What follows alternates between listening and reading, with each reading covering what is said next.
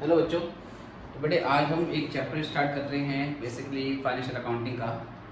और इसमें हम फाइनल अकाउंट के बारे में इसमें बात करनी है।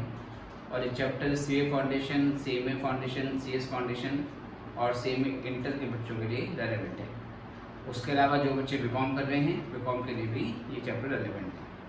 तो स्टार्ट करते हैं। इसके पहले थ्योरी और जो कंसेप्ट है वो देखेंगे और उसके बाद कुछ मेन इसकी कुछ पॉइंट्स हैं, एडजस्टमेंट्स हैं, उसको हम डिस्कस करेंगे।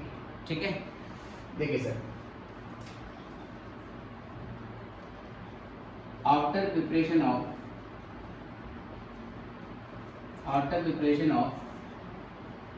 ट्रायल बैलेंस को प्रिपेयर करने के बाद the next step is preparation of final account. तो जब बेटा हम ट्रायल बैलेंस को प्रिपेयर कर लेते हैं उसके बाद आपका जो नेक्स्ट स्टेप होता है वो होता है final account banana. Final accounts of sole proprietor. अगर कोई अपने बिजनेस में एक इकलौता अगर बिजनेसमैन है तो final accounts of A sole proprietor, अकेले मालिक में, includes the following। इसमें क्या क्या चीज़ें होती हैं सर? इसमें एक तो होता है आपका ट्रेडिंग अकाउंट, दूसरा होता है आपका प्रॉफिट एंड लॉस अकाउंट और तीसरा होता है बेटा आपका बैलेंस शीट। राइट। ट्रेडिंग और प्रॉफिट लॉस अकाउंट को हम कंबाइनली इनकम स्टेटमेंट के नाम से भी जानते हैं। तो अगर आपसे पूछेगा इनकम स्टेटमेंट तो सोल प्रोप्राइटर के लिए इनकम स्टेटमेंट का मतलब होगा trading and profit loss account, और जो बैलेंस शीट होती है प्यारे बच्चों उसको हम पोजीशन स्टेटमेंट के नाम से भी जानते हैं। ठीक है। अब बेटा सबसे पहले आपको ये समझना पड़ेगा कि कौन से आइटम ट्रेडिंग में, प्रॉफिट लॉस में और बैलेंस शीट में आते हैं। तो for preparation of final account को प्रिपेयर करने के लिए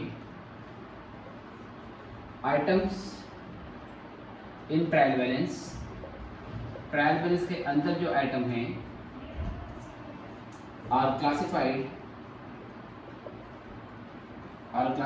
into two categories. Trading profit loss को बनाने के लिए ट्रायल बैलेंस के अंदर जो आइटम होते हैं उस आइटम को दो पार्ट में बांटा जाता है।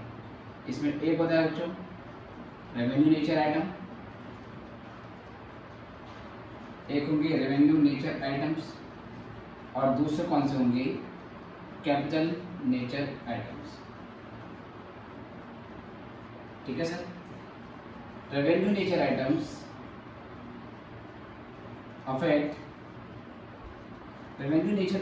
affects current accounting period only। Revenue nature items ऐसे आइटम होते हैं बेटा जो केवल करंट अकाउंटिंग पीरियड को ही अफेक्ट करते हैं। रेवेन्यू नेचर आइटम्स, ठीक है, यहाँ पे आइटम ले लिए। रेवेन्यू नेचर आइटम्स ऐसे आइटम होते हैं जो सिर्फ करंट अकाउंटिंग पीरियड को ही अफेक्ट करते हैं and therefore these items are taken to income statement। और ये आइटम इनकम स्टेटमेंट में लेके जाते हैं। बेटा इनकम स्टेटमेंट में लेके जाने का मतलब है कि रेवेन्यू नेचर के item trading profit loss account का हिस्सा बन जाते हैं। कुछ आइटम ट्रेडिंग में आएंगे, कुछ प्रॉफिट लॉस में आएंगे। ट्रेडिंग में क्या आएगा, प्रॉफिट में क्या आएगा, वो अभी हमने आगे देखना है। फिलहाल अभी मैंने एक जनरल स्टेटमेंट दे दिया। Capital nature item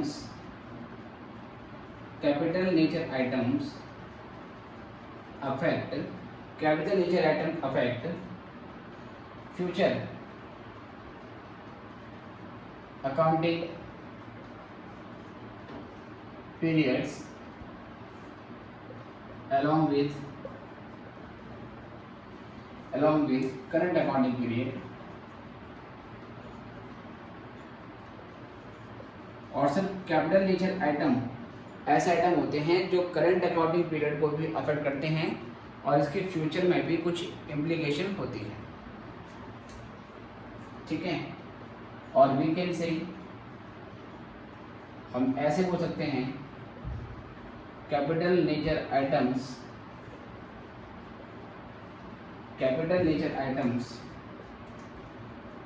have future implication, इसकी फ्यूचर इम्प्लीकेशन होती है। और जिस भी एलिमेंट में फ्यूचर इम्प्लीकेशन हो, मतलब ऐसी कोई भी चीज़ जो करंट ईयर में सेटल नहीं हुई है, जो फ्यूचर में सेटल होगी, या तो फ्यूचर में आपको उसके बदले कुछ बेनिफिट मिलेगा तो वो बन जाएगी असेट, या आपको फ्यूचर में उसके बदले कुछ ऑब्लिगेशन अराइज होगी तो वो क्या बन जाएगी, लायबिलिटी। तो जिसमें फ्यूचर एलिमेंट होता है बेटे उसे कैपिटल नेचर आइटम बोला जाएगा। एंड देयरफॉर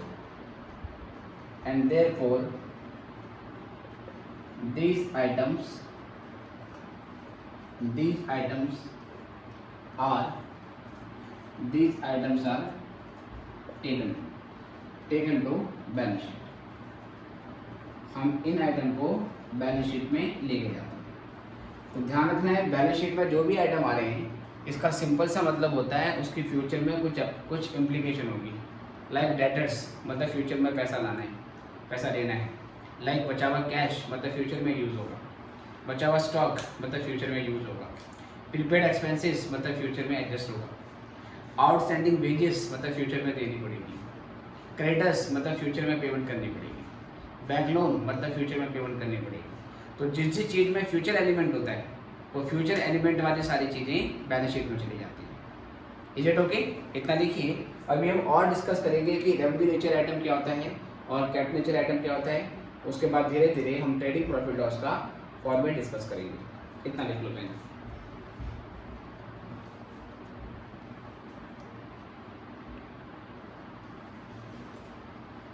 चलो बच्चों, तो आप किसी भी टाइम वीडियो को पॉज करके इसको नोट कर सकते हैं।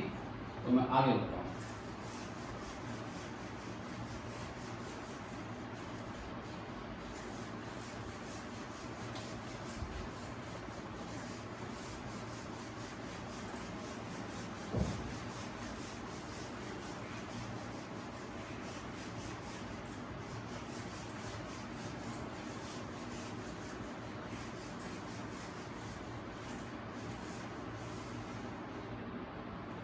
राइट, देखिए सर, यहाँ से बढ़ते हैं आगे।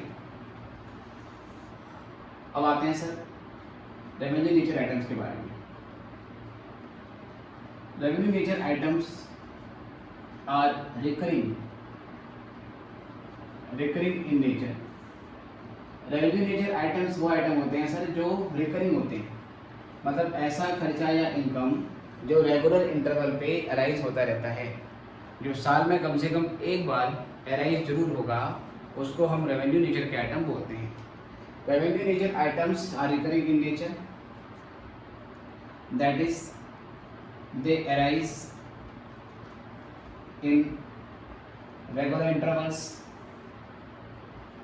इन रेगुलर शॉर्ट इंटरवल्स, ठीक है, for at least once in an year, जो सर एक साल में एक बार कम से कम जरूर अराइज होगा, वो इसमें अगर होते हैं। दे arise in regular short intervals and have short term implication. इसकी शॉर्ट टर्म इम्प्लीकेशन होती है, इसका इफेक्ट केवल कुछ ही टाइम के लिए रहता है। अब जो रेवेन्यू नेचर के आइटम्स होते हैं प्यारे बच्चों, हम रेवेन्यू नेचर्स के आइटम्स को दो भागों में बांट देते हैं। एक होता है रेवेन्यू एक्सपेंडिचर और एक होता है बेटा आपका रेवेन्यू रिसिप्ट्स। दो तरीके के पार्ट होते हैं इसके, रेवेन्यू एक्सपेंडिचर और रेवेन्यू रिसिप्ट्स। तो रेवेन्यू एक्सपेंडिचर भी बेटा क्या होगा, रिकरिंग होगा। ऐसा खर्चा जो शॉर्ट इंटरवल में आपको बार बार देना पड़ेगा वो भी इसमें कवर हो जाएगा। और जो रेवेन्यू रिसिप्ट्स है वो ऐसी इनकम होगी जो शॉर्ट इंटरवल में आपको रेगुलर अराइज होती रहेगी। रेवेन्यू एक्सपेंडिचर को भी फर्दर हम दो भागों में बांट देते हैं। इसमें एक हो जाता है आपका डायरेक्ट एक्सपेंसेस और दूसरा इसमें हो जाता है सर हमारा इनडायरेक्ट एक्सपेंसेस। आपको इस तरीके से और दो भागों में बांट सकते हैं। ठीक है सर, बात करते हैं इसके बारे में फिर। Revenue expenditures are those expenses whose economic benefits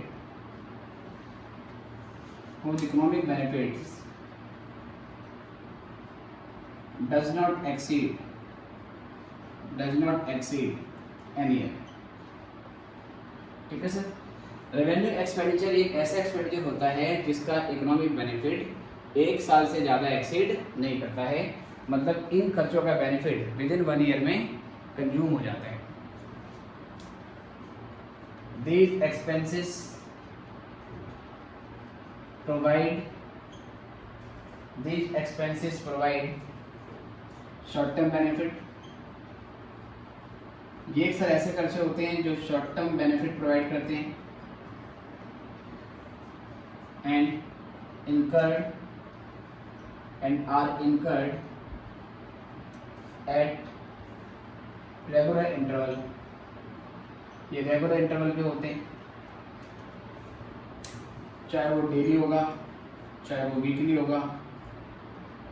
ठीक है सर, वीकली होगा या वो मंथली होगा या बेटा साल में कम से कम एक बार तो होगा ही होगा। ये खर्चे आपके ऐसे होते हैं। ठीक है सर, तो ऐसा खर्चा जो रिकरिंग नेचर का होगा, बार बार होगा और जिसका बेनिफिट एक साल से ज़्यादा नहीं होगा उसको रेवेन्यू एक्सपेंसेस बोला जाता है।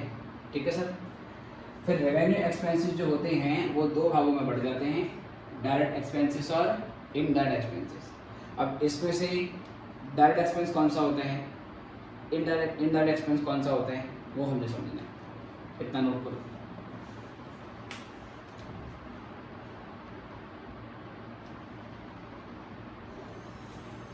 चलिए सर, ठीक है, कभी भी वीडियो को पॉज करके आप इसको नोट कर सकते हैं। तो अब मुझे ये बताना है कि रेवेन्यू एक्सपेंडिचर किसको बोलते हैं और कैपिटल एक्सपेंडिचर किसको बोलते हैं। ध्यान से देखिए।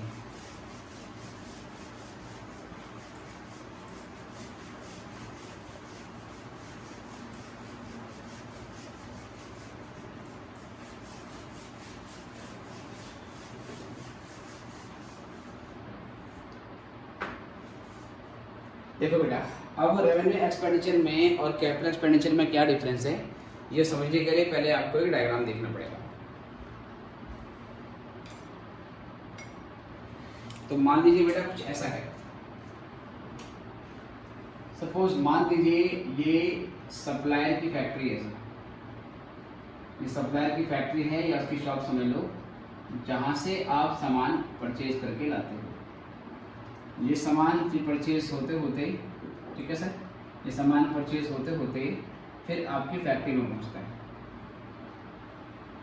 ये क्या है सर, ये आपकी फैक्ट्री है ना सर, जब बोल सकते हैं हमारी फैक्ट्री, आवर फैक्ट्री, यहाँ पर प्रोडक्शन किया जाएगा, राइट। उसके बाद बेटा फिर ऑफिस बिल्डिंग हमारी, फिर हमारी ऑफिस बिल्डिंग है जहाँ पर सर हम रिकॉर्ड्स मेंटेन करेंगे।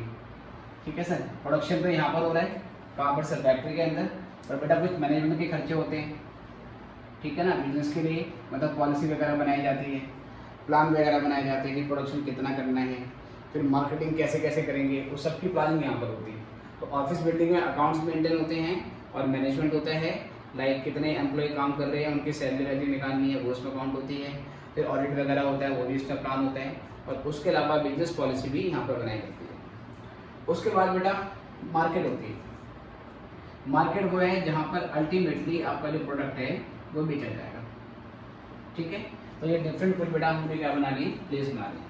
सप्लायर का शॉप हो गया, हमारी फैक्ट्री हो गई, ऑफिस बिल्डिंग हो गई, और फिर ये क्या हो गया बच्चों, फिर ये हमारा मार्केट हो गया। अब बेटा होता क्या है कि हम सामान परचेज करते हैं सप्लायर से, ठीक है।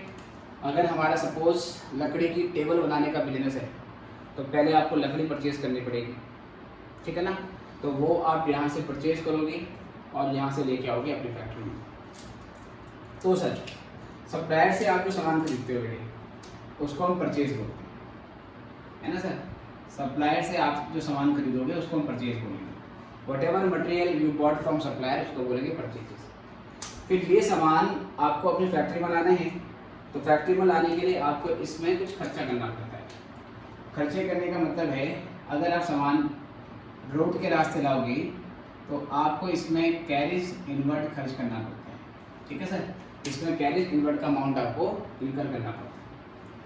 अगर सर ये सामान शिप के थ्रू आ रहा है तो शिप के केस में कई बार आपको फ्राइट देना पड़ता है, जिसको हम फ्राइट इनवर्ट बोलते हैं। और तो जो फ्राइट शब्द है वो नॉर्मली जो लोकल ट्रांसपोर्ट होता है, लाइक अगर ट्रक से सामान आ रहा है या बेसिकली मतलब टेम्पो से सामान आ रहा है तो उसके लिए भी फ्राइट शब्द का यूज किया जाता है। लेकिन फ्राइट का ओरिजिनल मीनिंग होता है कि जब आप शिप के थ्रू सामान मंगाते हो तो ट्रांसपोर्टेशन पे जो खर्चा होगा उसको फ्राइट बोला जाएगा, ठीक है सर। अगर आप सर दिल्ली में बैठे हो और आप यूपी से सामान खरीदते हो तो आपको बॉर्डर पे लोकल टैक्स देना पड़ता है, जिसको हम ऑक्ट्राई बोलते हैं, ठीक है बेटे। ये भी आपका यहाँ पर आ जाएगा। और तो जीएसटी आने के बाद ऐसे बहुत सारे टैक्स क्या हो गए हैं सर, खत्म हो गए हैं, यहाँ केवल जीएसटी लगाया जाता है। पर फिर भी क्वेश्चन में दिया होगा तो आपको लेना है। तो परचेजेस हैं प्लस कैरेज इनवर्ट है प्लस राइड इनवर्स है प्लस ऑक्ट्राई, यही आपको प्लस कर देना है। अगर सामान बेटा आप इंडिया के बाहर से खरीदे हो तो आपको हो सकता है उसके अलावा इम्पोर्ट ड्यूटी, जिसको हम कस्टम ड्यूटी भी बोलते हैं, वो भी आपको देना पड़ सकता है। और उसके अलावा सर डॉक चार्जेस होते हैं। ये डॉक चार्जेस क्या होते हैं कि जहाँ पे शिप बाहर से जब शिप आती है और जब वो इंडिया में एंटर करेगी तो वहाँ पर पोर्ट को उसे कुछ समय के लिए वेट करना पड़ता है। जब सामान लोड होता है फिर वो वेयर हाउस वगैरह में जाता है तो वहाँ पर जितने समय तक शिप रहता है उसके कुछ चार्जेस लगते हैं, उस समय के चार्ज लगते हैं, उसको डॉक चार्जेस बोलते हैं। तो ये सब खर्चा करने के बाद बेटा कैरेज इनवर्ट हो गया, फ्राइड इनवर्ट हो गया, ऑक्ट्राई हो गया, ये पैसा खर्च करने के बाद आपका सामान फाइनली फैक्ट्री में पहुँच जाता है। अब आपकी फैक्ट्री में क्या होगा, आपकी फैक्ट्री के अंदर मान लीजिए एक कमरा है सर, ठीक है सर। फैक्ट्री में बहुत सारे कमरे होंगे और इस फैक्ट्री में एक कमरा होगा जिसका नाम होगा production department, right sir. Factory के अंदर एक कमरा है, उस कमरे का नाम है प्रोडक्शन डिपार्टमेंट, राइट। यहाँ पर क्या होता है सर, यहाँ पर आप रॉ मटेरियल को फिनिश गुड में कन्वर्ट करते हो। लाइक अगर आपका लकड़ी का चेयर बनाने का बिजनेस है तो आपने लकड़ी तो यहाँ से खरीद ली और उसको फैक्ट्री में लाने पे इतना खर्चा कर दिया। अब लकड़ी अपने आप तो चेयर में बेटा कन्वर्ट नहीं होगी, क्या करना पड़ेगा, आपने कुछ खर्चे करने पड़ेंगे, ठीक है, लेबर बिठाओगे। तो ऐसा लेबर जो सिर्फ और सिर्फ लकड़ी की चेयर बनाने का काम कर रहा है उसको हम डायरेक्ट लेबर बोलते हैं, ठीक है सर। क्या बोलते हैं, डायरेक्ट लेबर, या तो बोलेंगे डायरेक्ट लेबर या उसको बोलते हैं टच लेबर। टच लेबर वो लेबर होता है जिसका हाथ लगे बिना आपका जो रॉ मटेरियल है वो फिनिश गुड में कन्वर्ट नहीं होगा, ठीक है। तो जो लेबर चेयर बनाएगा फाइनली उसको डायरेक्ट लेबर या टच लेबर बोला जाता है। इसको बेटा आप पे करोगे क्या, इसको आप पे करोगे वेजेस, इसको अमाउंट पे करते हो जिसको हम वेजेस बोलते हैं, ठीक है बेटा। अब ये प्रोडक्शन करने के लिए कुछ फ्यूल एंड पावर को कंज्यूम करेगा। अब जो डायरेक्ट लेबर से काम कर रहा है उसके लिए कुछ फ्यूल यूज करता है, कुछ पावर वगैरह क्या करेगा बेटा, पावर वगैरह कंज्यूम करेगा, तो वो भी आपने इसमें काउंट करना है। समझ मान लो अगर इस फैक्ट्री में समोसे बनाए जाते हैं तो समोसे बनाने के लिए आपकी जो गैस लगेगी और समोसे बनाने के लिए आपका जो ऑयल लगेगा उसको फ्यूल एंड पावर बोला जाएगा। तो जो एनर्जी कंज्यूम होती है प्रोडक्शन में उसको फ्यूल एंड पावर बोलते हैं, राइट। उसके बाद जब प्रोडक्शन आपका बनके तैयार हो जाता है उसकी पैकिंग होती है। पैकिंग दो तरीके की होती है, एक होती है प्राइमरी पैकिंग और एक होती है सेकेंडरी पैकिंग। बेटे प्राइमरी पैकिंग ऐसी पैकिंग होती है जिसके बिना प्रोडक्ट को बेच पाना पॉसिबल नहीं होता है। फॉर एग्जांपल सर, अगर आप मार्केट में टूथपेस्ट लेने के लिए जाते हो तो टूथपेस्ट एक प्लास्टिक की बॉडी में आता है ना। अब जब तक वो टूथपेस्ट प्लास्टिक की बॉडी में नहीं होगा उसको मार्केट में सेल करना पॉसिबल नहीं। मतलब ऐसा कभी नहीं होता कि आप टूथपेस्ट लेने के लिए जाते हो तो शॉपकीपर कहता है ब्रश लेके आओ, जितना चाहिए आपके ब्रश में लगा के दे देते हैं। कभी ऐसा होता है क्या? नहीं होता सर। टूथपेस्ट प्लास्टिक की बॉडी में ही आएगा, और प्लास्टिक की बॉडी के बाद भी फिर बाहर से एक पैकेट होता है सर, जिसमें लेबलिंग होती है कि टूथपेस्ट का नाम क्या है, इसका प्राइस क्या है, उसमें कलर डिज़ाइन वगैरह, उसमें क्या क्या चीज़ें मिक्स हुई हैं, कब बनाया गया है उसको, है ना, और कैसे यूज करना है, वो सारी चीज़ें होती हैं। वो भी प्राइमरी पैकिंग होती है, उसके बिना ही भी प्रोडक्ट नहीं बेचा जाता। लेकिन जब वो प्रोडक्ट शॉपकीपर के पास आया होगा तो वो बड़े बड़े डब्बों में आता है। वो बड़े बड़े डब्बे, उनका पर्पस क्या होता है कि ट्रांसपोर्ट करना आसान हो जाए और प्रोडक्ट हमारा ट्रांसपोर्ट के दौरान डैमेज ना हो। तो ऐसी पैकिंग को सेकेंडरी पैकिंग बोलते हैं, ठीक है। प्राइमरी पैकिंग जिसके बिना प्रोडक्ट नहीं बिकेगा, और सेकेंडरी पैकिंग जो केवल ट्रांसपोर्ट पर्पस के लिए यूटिलाइज की जाती है। जो प्राइमरी पैकिंग होती है बेटा, वो प्राइमरी पैकिंग भी यहीं पर हो जाती है, वो भी आप फैक्ट्री में कर देते हो। प्राइमरी पैकिंग भी फैक्ट्री में कर देते हो, ठीक है सर। उसके बाद सर ये हमने खर्चा किया और हमारा प्रोडक्शन तैयार हो गया। हमारे गुड्स क्या नाम है कि मतलब हमारे जो फॉर एग्जांपल गुड था वो वुडन चेयर में कन्वर्ट हो चुका है। जो भी हम चीज़ बना रहे हैं अब वो फिनिश गुड में कन्वर्ट हो गई है। बाकी बेटा इस फैक्ट्री के अंदर और भी बहुत सारे खर्चे होते हैं। अब जैसे सर इस फैक्ट्री के अंदर वॉचमैन है, एक वॉचमैन यहाँ पर बैठता है जिसको वॉचमैन 1 बोलते हैं सर। एक वॉचमैन यहाँ पर बैठेगा, इसको मैंने वॉचमैन 2 बोल लिया, ठीक है ना। एक आगे वाले गेट पे बैठ गया फैक्ट्री के, और एक पीछे वाले गेट पे बैठ गया।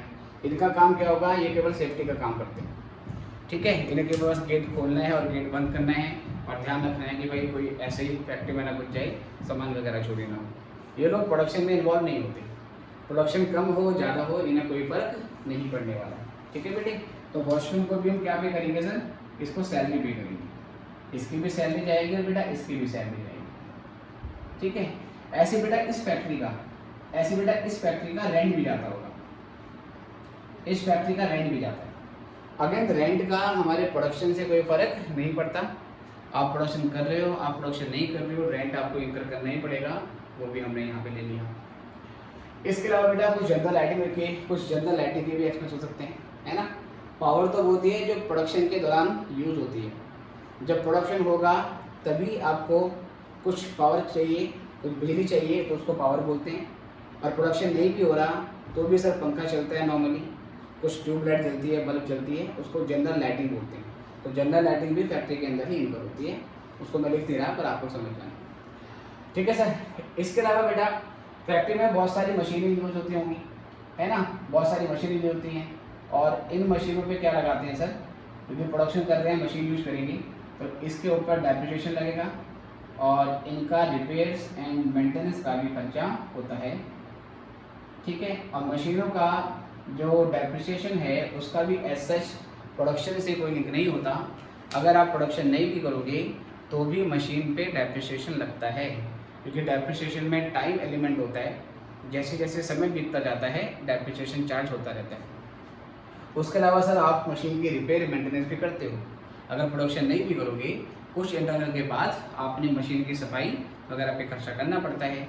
या अगर आप फॉर एग्जांपल अपने घर में एसी नहीं भी यूज करते हो तो जब नेक्स्ट सीजन आता है तो उसके बाद भी आपको एसी की धुलाई वगैरह करनी पड़ती है, तो रिपेयर मेंटेनेंस पे भी आपका खर्चा होता है। सर ऑफिस बिल्डिंग है, ऑफिस बिल्डिंग में क्या होगा, ऑफिस बिल्डिंग में सर अकाउंटिंग होती है। तो अकाउंटिंग अगर हो रही है, अगर ऑफिस बिल्डिंग में अकाउंटिंग हो रही है तो यहाँ पर प्रिंटिंग और स्टेशनरी का खर्चा आएगा, ठीक है। प्रिंटिंग एंड स्टेशनरी का मतलब हो गया यहाँ पर पेन पेंसिल वगैरह कंज्यूम होती है। फिर यहाँ पर भी स्टाफ होगा सर, उसकी सैलरी वगैरह जाएगी। आपके पास जितने भी असेट्स हैं, चाहे वो फैक्ट्री में हैं चाहे वो ऑफिस में है, आप उनका इंश्योरेंस भी करवाते हो तो इंश्योरेंस पे भी खर्चा करना पड़ेगा। सर आपको ऑडिट भी करवाना पड़ेगा, ठीक है सर। इसके अलावा सर कुछ जनरल एक्सपेंसेस भी हो सकते हैं, ठीक है सर। उसके अलावा depreciation on office assets, office की जो असेट होगी उस पर भी डेप लगेगा, इनका रिपेयर हो सकता है। और इसके अलावा बेटा ऑफिस का रेंट जा सकता है। तो बहुत सारे खर्चे यहाँ पर होते हैं, ठीक है। अल्टीमेटली आपका प्रोडक्ट सर तैयार हो जाता है और आप उसको मार्केट में बेचने के लिए लेके जाते हो। अब आप अपने इस प्रोडक्ट को मार्केट में लेके जाओगे, ठीक है सर। आप अपने प्रोडक्ट को मार्केट में लेके जाओगे और मार्केट में लेके जाने का मतलब क्या है कि जब आप सामान फैक्ट्री से मार्केट में लेके जाते हो तो उस दौरान आपको ट्रांसपोर्ट पे खर्चा करना पड़ेगा, जिसको हम कैरिज आउटवर्ड बोलेंगे। ठीक है सर, या वही सामान शिप के थ्रू बाहर जाएगा तो फ्राइट आउटवर्ड बोलेंगे। ठीक है सर, मार्केट में आपका प्रोडक्ट सेलेबल हो जाए इसके लिए आपको एडवर्टाइजमेंट पे भी खर्चा करना पड़ेगा, इसके लिए आपको एडवर्टाइजमेंट पे भी खर्चा करना पड़ेगा। आपको कुछ एजेंट को कमीशन देने पड़ते हैं सर, कुछ सेल्समैन होंगे, उन सेल्समैन को आपने कमीशन देनी पड़ती है। ठीक है सर, कभी कभार कुछ सामान आप उधार में भी बेचते हो, क्योंकि आपकी सेल तभी प्रमोट होगी जब आप अपने प्रोडक्ट को उधार में बेचोगे। उधार में बेचोगे बेटा तो कई बार पैसा डूब जाता है, उसको बैड डेट बोलते हैं, राइट सर। कभी कभार ऐसा होता है कि उधार में सामान बेचते हो, कस्टमर पैसे देने आता है पर पूरे पैसे नहीं देता, तो सर उसको डिस्काउंट देना पड़ता है। अल्टीमेटली ये सब करने के बाद आपका प्रोडक्ट मार्केट में पहुंच जाता है। ठीक है सर, अब बड़ा ध्यान से देखना है, हमें ये बताना है कि इसमें से कौन से खर्चे डायरेक्ट एक्सपेंसेस हैं और कौन से खर्चे इनडायरेक्ट एक्सपेंसेस हैं। वो सारे खर्चे जो सप्लायर की शॉप से सामान को अपनी फैक्ट्री में लाने के लिए होते हैं, उन सभी खर्चों को डायरेक्ट एक्सपेंस बोला जाता है।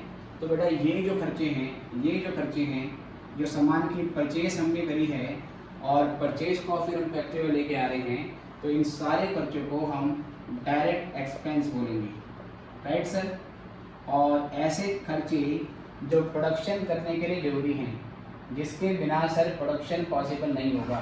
मैं ये वाला हिस्सा भी ग्रीन पेन से शेड कर रहा हूँ, ऑल्दो मुझे ये ग्रीन से ही लिखना चाहिए था, पर कोई बात नहीं, अब मैं शेडिंग ग्रीन से कर देता हूँ। तो सर ये जो खर्चे हमारे फैक्ट्री के अंदर हो रहे हैं, चाहे वो लेबर की वेजेस हो गई है, चाहे वो फ्यूल एंड पावर है, चाहे वो प्राइमरी एक्सपेंसेस हो, बेटा ये खर्चे भी कौन से खर्चे होते हैं, डायरेक्ट एक्सपेंसेस ही होते हैं।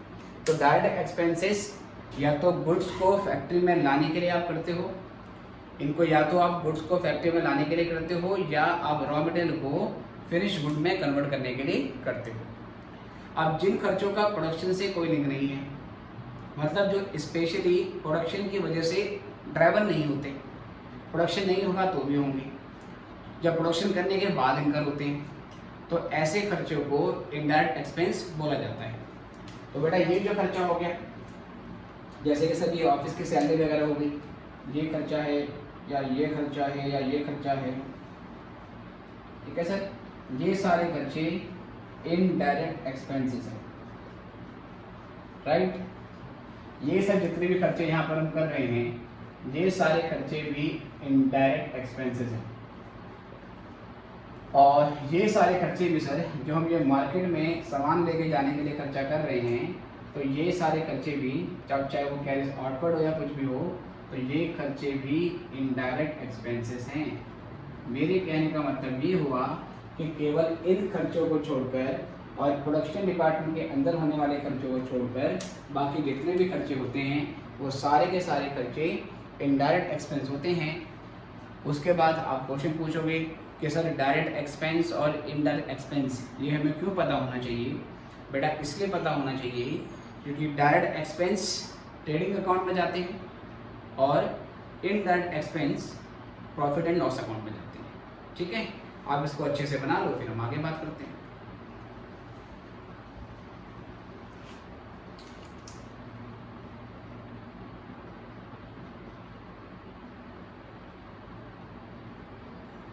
चलिए बेटा, आई गेस आपने नोट कर लिया होगा या आप वीडियो को पॉज करके इसको आराम से नोट कर सकते हैं। मैं आगे बढ़ता हूँ।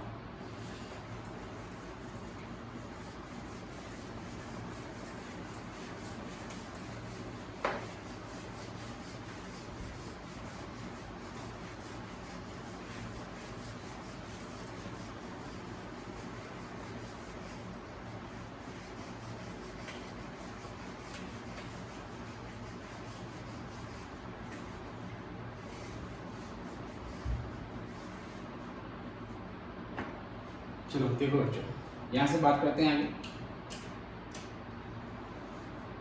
Direct expenses are taken to trading account while indirect expenses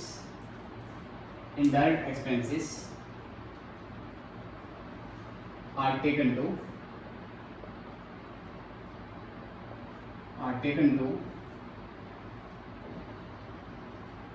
profit and loss account, इनको प्रॉफिट एंड लॉस अकाउंट में लेके जाएंगे। ठीक है सर। यहां से अगर हम बात करें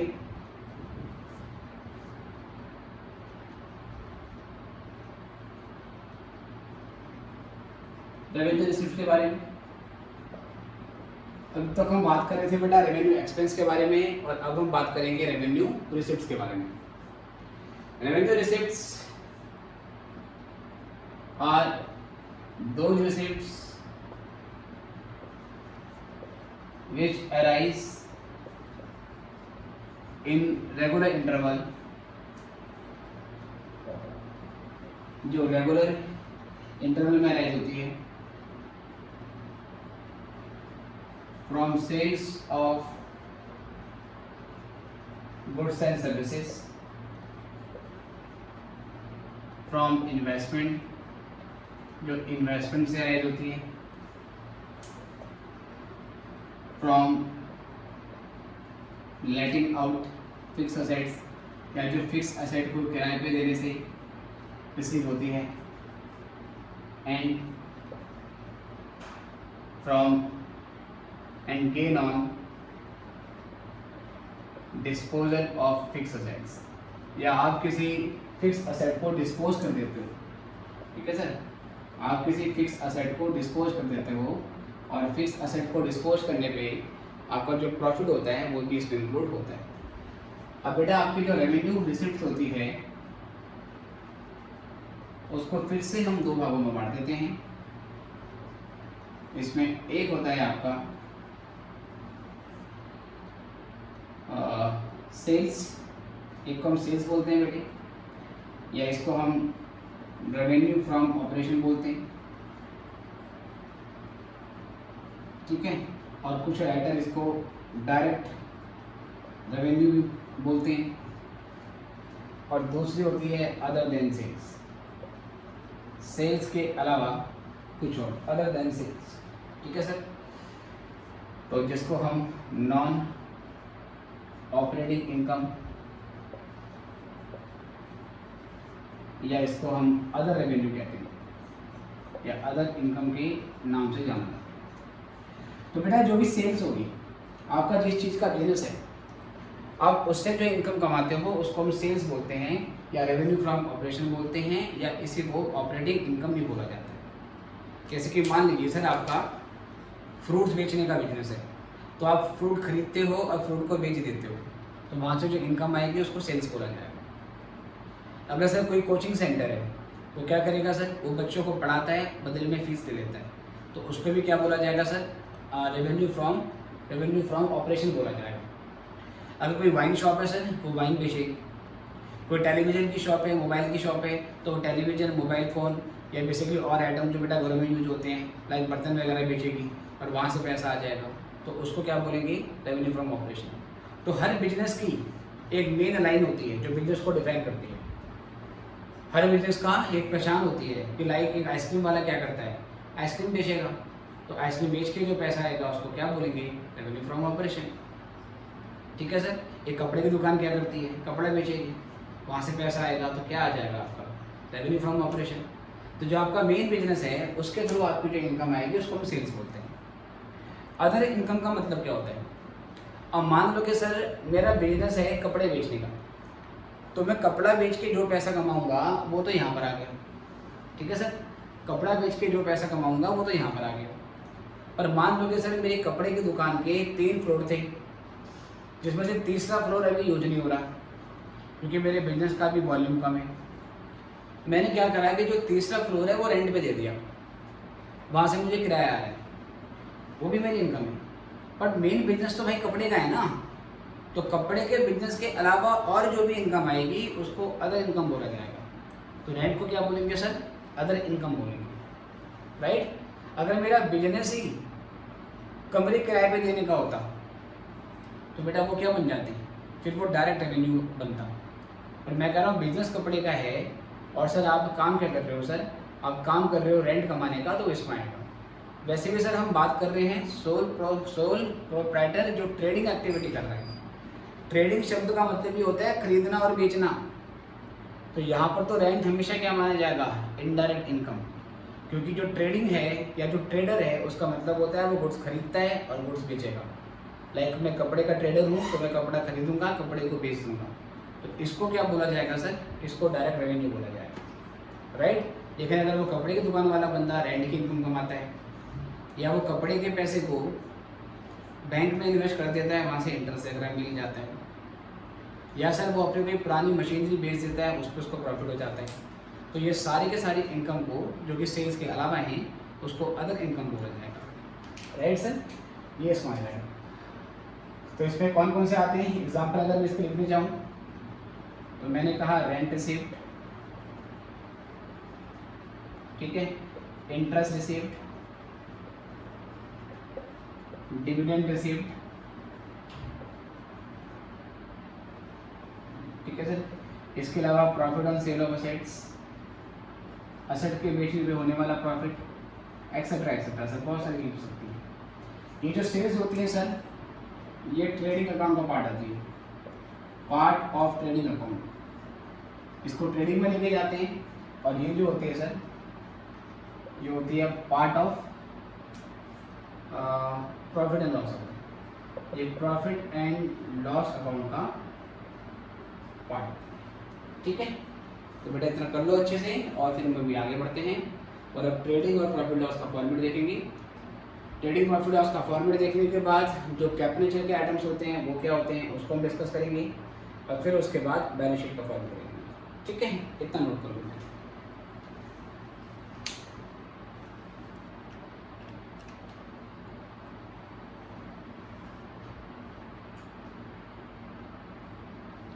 चलिए बच्चे तो मिटाता हूँ उसको।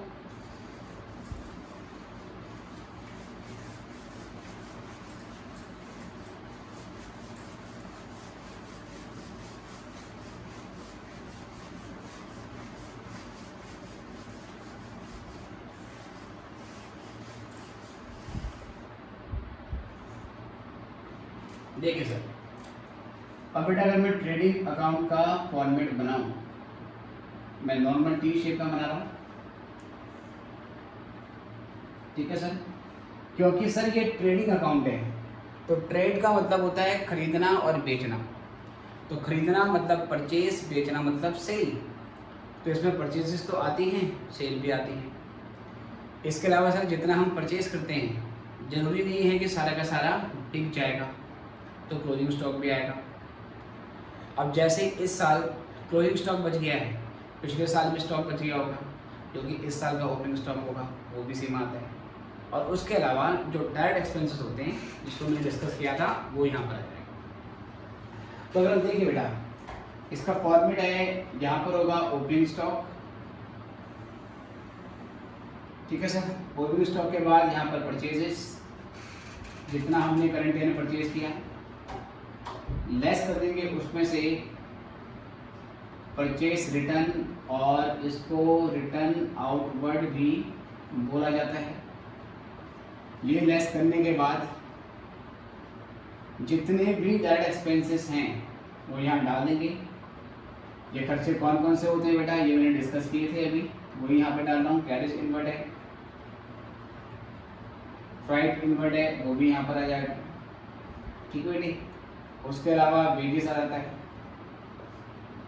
फ्यूल एंड पावर आ जाएगा, प्राइमरी पैकिंग आ जाएगी, ठीक है सर। डॉक चार्जेस आ जाएंगे, बहुत सारे होंगे, एक्सेट्रा एक्सेट्रा, तो मैंने कुछ ही लिख दिए यहाँ पर। ये यहाँ पर आ गया। क्रेडिट साइड में सर सेल्स आती है, लेस करेंगे रिटर्न इनवर्ड, ये यहाँ पर आ जाएगा, और फिर यहाँ पर क्लोजिंग स्टॉक आ जाता है, ठीक है सर। बचा हुआ सामान ये हम यहाँ पर दिखाएंगे। ये करने के बाद दोनों साइड का डिफरेंस दिखाएंगे। अज्यूम कर रहा हूँ कि मेरी क्रेडिट साइड ज़्यादा है और डेबिट साइड क्या है, कम है, तो यहाँ जो डिफरेंस आएगा उसको ग्रॉस प्रॉफिट बोला जाएगा, इसे ग्रॉस प्रॉफिट बोलेंगे और ये आप बैलेंसिंग फिगर से निकालेंगे। और कभी अगर ऐसा होता है कि डेबिट साइड कम होती है और यहाँ डिफरेंस डेबिट साइड ज़्यादा होती है और ये कम होती है, तो यहाँ जो डिफरेंस आएगा उसको हम ग्रॉस लॉस बोलेंगे। यहाँ डिफरेंस आएगा तो ग्रॉस प्रॉफिट, यहाँ डिफरेंस आएगा तो ग्रॉस लॉस। इतना लिख लीजिए, फिर आगे देखेंगे।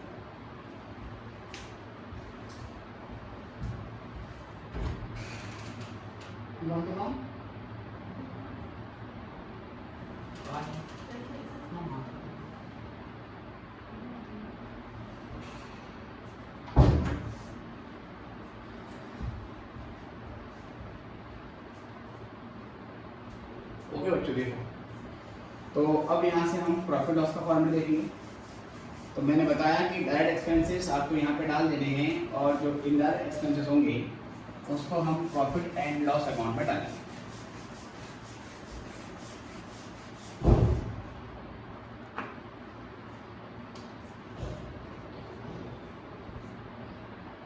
अब फॉर्मेट देखेंगे प्रॉफिट एंड लॉस अकाउंट का कि प्रॉफिट एंड लॉस अकाउंट किस तरीके से बनाया जाता है। तो ट्रेडिंग अकाउंट में जो ग्रॉस प्रॉफिट आया वो ग्रॉस प्रॉफिट हम यहाँ डाल देंगे, ठीक है सर। और अगर ग्रॉस लॉस आया था बेटा तो ग्रॉस लॉस यहाँ पर आएगा। अब जितने भी इनडायरेक्ट एक्सपेंसेस हैं वो सारे खर्चे आपको यहाँ पर डाल देंगे। जैसे कि सर, जैसे कि बेटे ऑफिस का रेंट जाएगा वो आपका यहाँ पर आ जाएगा। इसके अलावा प्रिंटिंग एंड स्टेशनरी,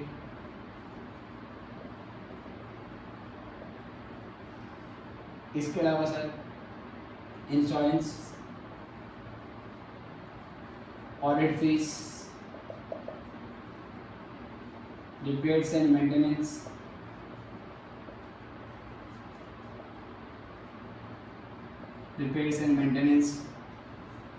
और उसके अलावा सर तो प्रिंटिंग हो गया, इंश्योरेंस हो गया, ऑडिट हो गया, रिपेयर्स एंड मेंटेनेंस, और उसके अलावा जनरल एक्सपेंसेस, और उसके अलावा हम बोल सकते हैं डेप्रिसिएशन ऑन एसेट, फिर एडवर्टाइजमेंट पे होने वाला खर्चा, बैड डेब्ट,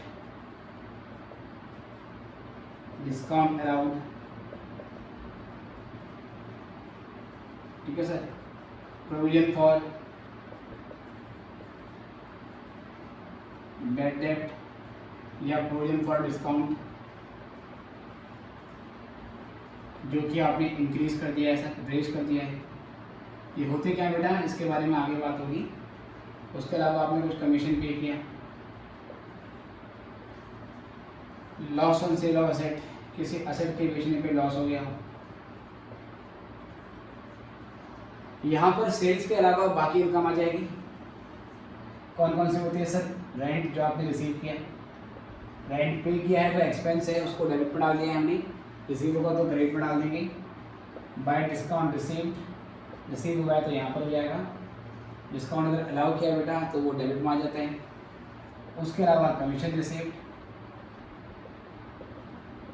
और फिर इसके बाद हमारे पास आ जाएगा profit on sale of asset, ठीक है बेटे। ऐसे बहुत सारे आइटम आ जाएंगे, केवल कुछ ही आइटम यहाँ पे लिख रहे हैं और एज्यूम करते हैं कि इसकी क्रेडिट साइड ज़्यादा है और डेबिट साइड कम है।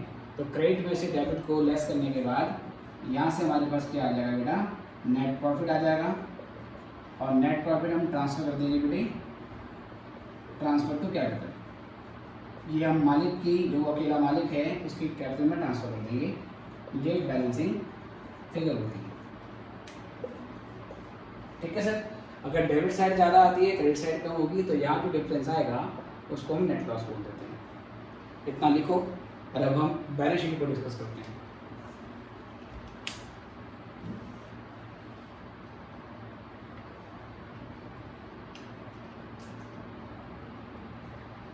चलिए बच्चों, आई गेस आपने कर लिया है, तो यहाँ से अच्छे से देखेंगे।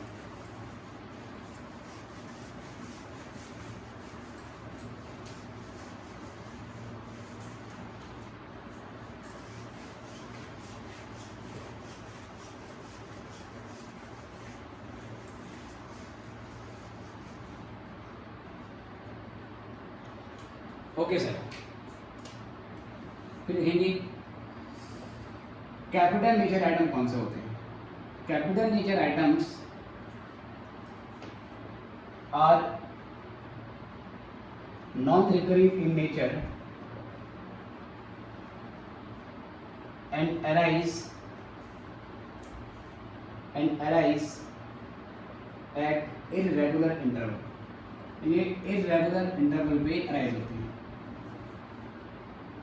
and have long term implication, और इन खर्चों की या इन इनकम की बेटा लॉन्ग टर्म इम्प्लीकेशन होती है। ठीक है सर, इनकी लॉन्ग टर्म इम्प्लीकेशन होती है। तो हम बोल सकते हैं कि जो कैपिटल नेचर आइटम होते हैं उसको दो भागों में बांट देते हैं। एक होता है बेटा कैपिटल एक्सपेंडिचर और एक होता है बच्चों कैपिटल रिसिप्ट्स। कैपिटल एक्सपेंडिचर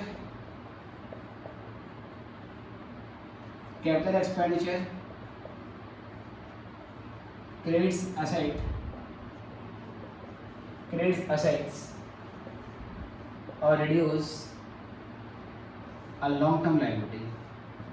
ये बेटा या तो asset create करते हैं या long term liability को reduce कर देते हैं। They increase earning capacity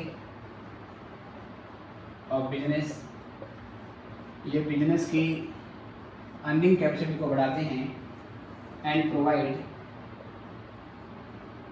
provide future economic benefit, और सर ये फ्यूचर इकोनॉमिक बेनिफिट देते हैं। ठीक है सर, फ्यूचर इकोनॉमिक बेनिफिट क्या होगा सर, और ये खर्चे कौन कौन से होते हैं? For example purchase and sale of fix assets. अगर आप फिक्स असेट को खरीदते हो, ठीक है बेटा, अभी केवल हम खर्चे की बात कर रहे हैं तो सेल बट यहाँ पर हम रिमूव कर देते हैं। ठीक है ना, केवल खर्चे की बात हो रही है। सेल करेंगे तो रेवेन्यू हो जाएगा, तो वो तो बन जाएगा capital assets. For example purchase of fix assets और लॉन्ग टर्म इन्वेस्टमेंट। तो बेटा अगर आप कोई फिक्स असेट खरीद लेते हो तो फिक्स असेट के खरीदने से खर्चा हो गया, लेकिन ये खर्चा आप एक बार करते हो, इसका लॉन्ग टर्म बेनिफिट मिलता है। ऐसा नहीं कि आपको रेगुलर इंटरवल पे बार बार खर्चा करना पड़ेगा, एक बार करो लंबा बेनिफिट मिलेगा। तो जिन चीज़ों का फ्यूचर में बेनिफिट मिलेगा उसको हम बोलते हैं कैपिटल एक्सपेंडिचर, और कैपिटल एक्सपेंडिचर असेट क्रिएट करते हैं। ठीक है सर, ये आपका कैपिटल बेस बढ़ाते हैं। तो capital expenditure future economic benefit देंगे, और फ्यूचर इकोनॉमिक बेनिफिट देने वाले आइटम को ही असेट्स बोला जाता है। अगर कोई आपसे पूछे कि सर असेट्स किसको बोलते हैं, तो अकाउंट्स की भाषा में असेट्स की डेफिनेशन होती है कि असेट एक ऐसा रिसोर्स होता है which is owned by the enterprise, जिसको एंटरप्राइज ओन करता है। ओन कौन सा? OWN, मतलब मालिकाना हक होता है उसके पास, and which provide future economic benefit, और जो उस एंटरप्राइज को फ्यूचर इकोनॉमिक बेनिफिट देते हैं। ऐसे बेटा लायबिलिटी क्या होती है? लायबिलिटी वो आइटम होते हैं which are acknowledge by the firm, जो कि एंटरप्राइज के द्वारा एक्नॉलेज किए जाते हैं, एंड हैव फ्यूचर ऑब्लिगेशन, जिसकी फ्यूचर ऑब्लिगेशन होती है। ऑब्लिगेशन का मतलब रिस्पॉन्सिबिलिटी होती है कि फ्यूचर में आपको ये काम करना पड़ेगा या फ्यूचर में आपको ये अमाउंट वापस करना पड़ेगा। तो असेट्स फ्यूचर इकोनॉमिक बेनिफिट देती है, जबकि लायबिलिटी फ्यूचर ऑब्लिगेशन बनाती है। और जहाँ जहाँ फ्यूचर एलिमेंट आ जाएगा समझ जाओ कि वो कैपिटल नेचर का आइटम है। देखें sir, for example purchase of fixed assets, long term investment etcetera. Capital assets creates liabilities और reduce fixed assets। Capital asset वो असेट होती है जिससे या तो लायबिलिटी क्रिएट होगी आपकी या असेट घट जाएगी। फॉर एग्जांपल अगर आपने बैंक से लोन ले लिया तो कैश तो आ गया, लेकिन एक ऑब्लिगेशन आ गई कि आपको फ्यूचर में लोन पे भी करना पड़ेगा। तो या आप अपनी किसी बिल्डिंग को बेच देते हैं तो कैश तो आ जाएगा, लेकिन आपकी जो असेट्स हैं वो क्या हो जाती हैं, डिक्रीज हो जाती हैं। ठीक है सर। तो कैपिटल क्रिएट्स लायबिलिटीज और reduce fix assets. Okay sir. For example borrowings from bank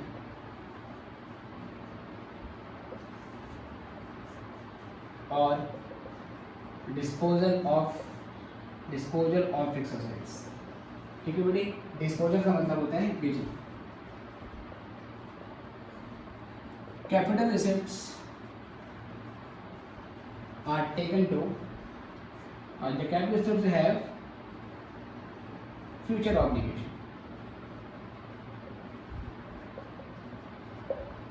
ठीक है सर।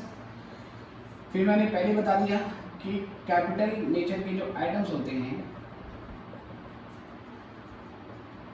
और टेकन टू बैलेंस शीट, उनको हम बैलेंस शीट में लेके जाते हैं।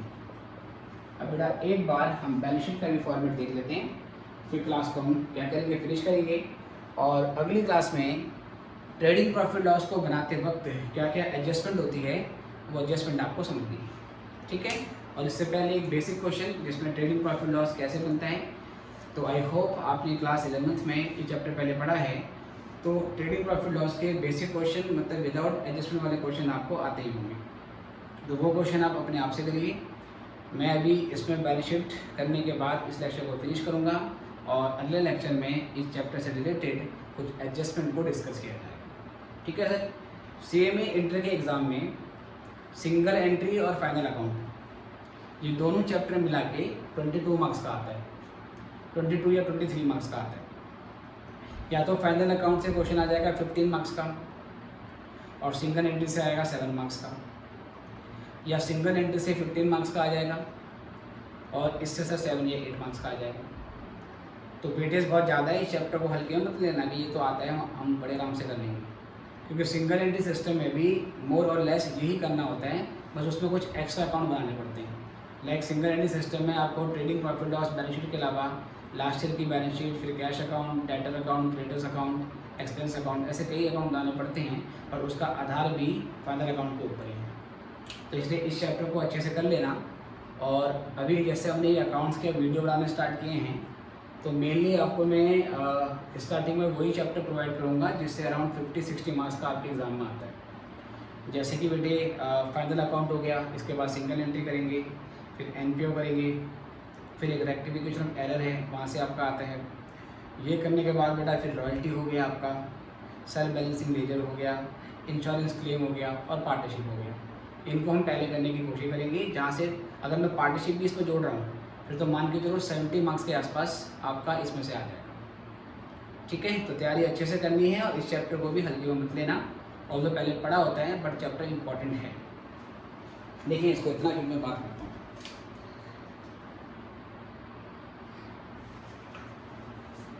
चलो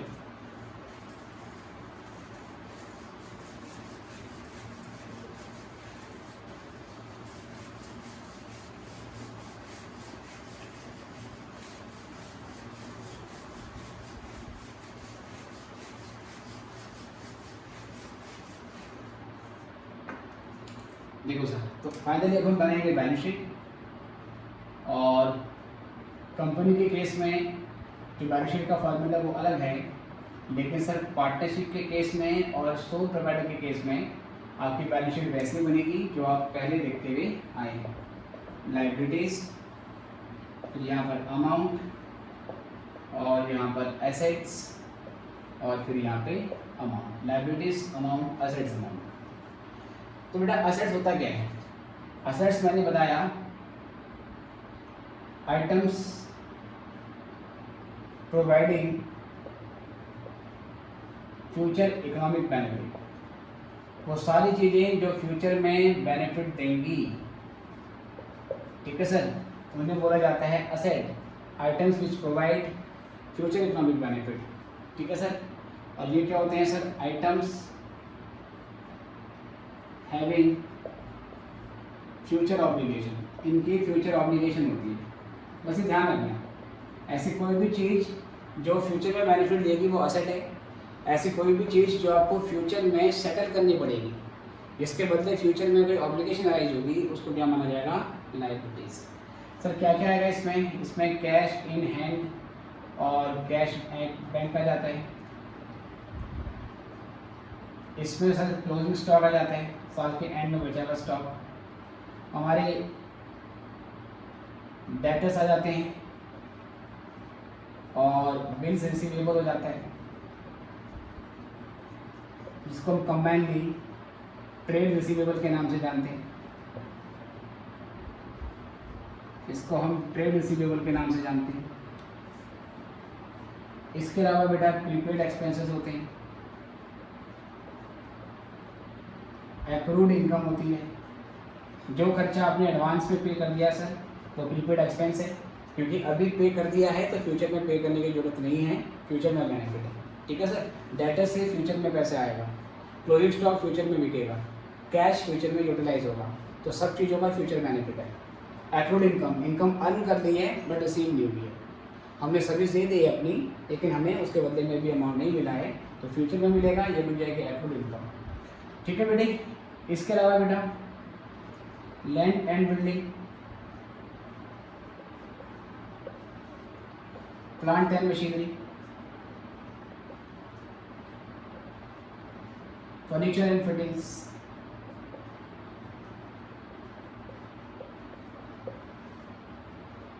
goodwill, patents, copyright, motor vehicle etcetera etcetera sir, बहुत सारी एसेट। यहाँ पर क्या आएगा बेटा, यहाँ पर आपके suppose creditors, bills payable, outstanding expenses, advance income, उसके अलावा सर लॉन्ग टर्म लोन्स, और फिर बेटे कैपिटल, इस कैपिटल में नेट प्रॉफिट प्लस लॉस होता है, नेट लॉस माइनस कर देते हैं, और ड्राइंग से भी तो बेटा वो माइनस कर देते हैं, वो आगे हम डिस्कस करेंगे, आपको मालूम ही है लॉन्ग टर्म लोन्स, और ये सब करने के बाद बैलेंस शीट टैली हो जाती है, ठीक है। इसमें से इतने आइटम को हम करंट असेट्स के नाम से जानते हैं। करंट असेट वो असेट हैं जो आज हमारा साल खत्म हो गया तो ये अगले 1 साल तक आपको बेनिफिट देती है, उसके बाद फिर ये क्या हो जाएगी सर, खत्म हो जाएगी और करंट असेट दोबारा से रिप्लेस हो जाती है। जैसे इस साल के जो डेटर हैं, इस साल के एंड में बचे थे, अगले 3-4 महीने में इसका कलेक्शन हो जाएगा, लेकिन दोबारा से क्रेडिट सेल करी होगी तो दोबारा से नई डेटर का जन्म हो जाएगा। तो करंट अकाउंट, करंट असेट्स खत्म होती है बनते जाते हैं, खत्म होती है बनते जाती है, रेगुलर इंटरवल में 1 साल के अंदर रिप्लेस हो जाती है। ये सर कौन सी होती हैं, इसको आप नॉन करंट असेट बोल देते हो, इसकी अमाउंट विदिन 1 ईयर रिप्लेस नहीं होती। लाइक प्लांट और मशीनरी इस साल खरीदा है तो इस साल भी यूज किया, आगे भी यूज करोगे, आगे भी यूज करोगे, चलता रहेगा, तो इसके लॉन्ग टर्म बेसिक इफेक्ट होते हैं। ये करंट लायबिलिटी होती है, ऐसी लायबिलिटी जो अगले 1 साल के अंदर सेटल हो जाएगी। लाइक अगर आपके क्रेडिटर्स हैं जिनसे आपने सामान उधार में खरीदा है तो आप उनकी 2-3 महीने में पेमेंट कर दोगे, फिर दोबारा से उधार में परचेज कर लोगे, कुछ ना कुछ दोबारा से क्रेडिटर आ जाएंगे। कुछ आउटसाइडिंग एक्सपेंसेस हैं, है ना, कुछ रेंट बाकी है इस साल का पे, तो क्या कर दोगे सर, अगले 1 साल के अंदर मान लो 1 महीने में 2 महीने में उसकी पेमेंट हो जाएगी, बट फिर से हो सकता है कि आप खर्चा क्या कर दो सर, लेट कर दो, तो दोबारा से वो क्या हो जाएगा, और आउटस्टैंडिंग हो जाएगा। करंट लायबिलिटी होती है, और सर ये जो होती है आपकी नॉन करंट लायबिलिटी होती है, ये विदिन 1 ईयर सेटल नहीं होगी, इसमें आपका टाइम 1 साल से ज़्यादा लग जाता है, ठीक है बेटे। तो ये फाइनल अकाउंट का बेसिक है, इसको आप आराम से नोट करें, और अगले लेक्चर में हम इस चैप्टर से रिलेटेड कुछ एडजस्टमेंट के बारे में बात करेंगे। तो अभी के लिए इतना ही, खुश रहो।